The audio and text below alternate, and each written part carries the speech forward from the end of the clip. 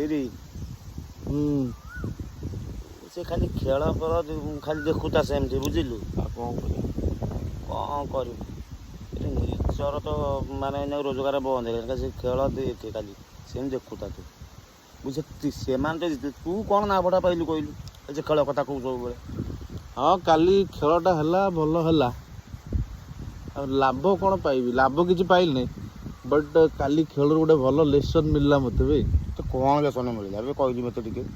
ତୁ ବି ଜାଣିଲେ, ତୁ ବି ସେଇଟା ତତେ ବି ତୁ ଭଲ ସେଇଟା ଭାବିବୁ କି ଭଲ ଆପ୍ରିସିଏଟ୍ କରିବୁ ସେଇଟା। ତୁ ସିନା ତୁ ତ ପାଠୁଆ ଲୋକଟା, ତୁ ସିନା ମୋତେ କହିଲେ ମୁଁ ବୁଝିପାରିବି, ଆଉ ତୁ ନ କହିକି ବୁଝିପାରିବି। କାଲି ସଞ୍ଜୁ ସାମସଙ୍ଗ ହେଉଛି ମ୍ୟାନ୍ ଅଫ୍ ଦ ସିରିଜ୍ ହେଲା। ହଁ ବୁଝିଲୁ। ଆଉ ସଞ୍ଜୁ ସାମସଙ୍ଗର ଷ୍ଟୋରିଟା କ'ଣ ଜାଣିଛ ନା ନାଇଁ? ଭାଇ ତତେ କହୁଥିଲି ମୁଁ ଏ ଖେଳ ଫେଳ ଦେଖେ ନାହିଁ କିଛି, ବୁଝିପାରିଲି। ଆଉ ତଥାପି କାଲି ଆଉ କ'ଣ କରିବି, ସେ ବ୍ଲାକ୍ ଆଣ୍ଡ ହ୍ୱାଇଟ୍ ଟିଭିଟା ଥିଲା, ଆଉ ସେଥିରେ ତଥାପି କହିଲେ ଘଣ୍ଟାଏ ଖଣ୍ଡେ ଦେଖିଲି। ଆଉ ଶୁଣୁ ତା ଷ୍ଟୋରି, ସଞ୍ଜୁ ସାମସଙ୍ଗର ଷ୍ଟୋରିଟା ଶୁଣୁ ତ। ମୁଁ ତ ଭାବୁଛି ମୋ ଲାଇଫ୍ରେ ସମସ୍ତଙ୍କ ଲାଇଫ୍ରେ ସମସ୍ତେ ତାଠୁ କିଛି ଶିଖିବା ଦରକାର। ମାନେ ତା ସହିତ ଯେଉଁଟା ଜିନିଷଟା ହେଲା କହିଲି ହେଲା। ଦେଖେ ଗୋଟେ ସମୟରେ 2 ମାସ 3 ମାସ ତଳେ ବହୁତ ଭଲ ଖେଳୁଥିଲା ଜାଣିଲୁ। 2 ମାସ ତା ବର୍ଷ ପୂର୍ବରୁ ବହୁତ ବଢ଼ିଆ ଖେଳୁଥିଲା। ସେଠୁ ତାର ପରିସ୍ଥିତି ଏମିତି ଖରାପ ହେଲା ଯେ ତାକୁ ଟିମ୍ରୁ ବାହାର କରିଦେଲେ, ବୁଝିଲୁ। ଟିମ୍ରୁ ବାହାର କରିଦେଲେ। ସେଠୁ ଆଉ ଗୋଟେ ପିଲା ତା ବଦଳରେ ଆଇଲା। ସେଠୁ ସମସ୍ତେ କମ୍ପ୍ଲେନ୍ କରେ ଭାଇ ସେ ଭଲ ଖେଳେ ଭଲ ଖେଳେ ଭଲ ଖେଳେ। ସେଠୁ ପୁଣି ତ ତାକୁ ଟିମ୍ରେ ଆଇଲେ, ବୁଝିଲୁ। ଆଇଲା ପରେ ତାପରେ କ'ଣ ହେଲା? ତାପରେ ସେଠୁ ଏଇ ମାସେ ତଳେ ଦେଖିବୁ ଗୋଟେ ମ୍ୟାଚ୍ ଖେଳିଲା ଯେ ଟୋଟାଲି ସବୁଥିରେ ଫ୍ଲପ୍।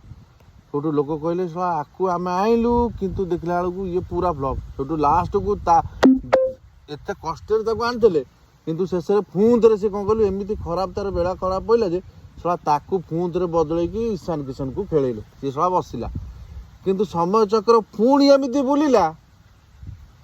କ'ଣ ହେଲା ତାପରେ? ଲାଷ୍ଟ 3ଟା ମ୍ୟାଚ୍ ଖେଳିଲା, 3ଟାକ ମ୍ୟାଚ୍ରେ ସବୁ ଯାକ ମ୍ୟାନ୍ ଅଫ୍ ଦି ମ୍ୟାଚ୍। ଆଜି ହେଉଛି ମ୍ୟାନ୍ ଅଫ୍ ଦି ସିରିଜ୍। ସିଏ ହେଉଛି ଦେଶର ହିରୋ। ସେଥିରୁ କ'ଣ ଶିଖିଲୁ କହିଲୁ?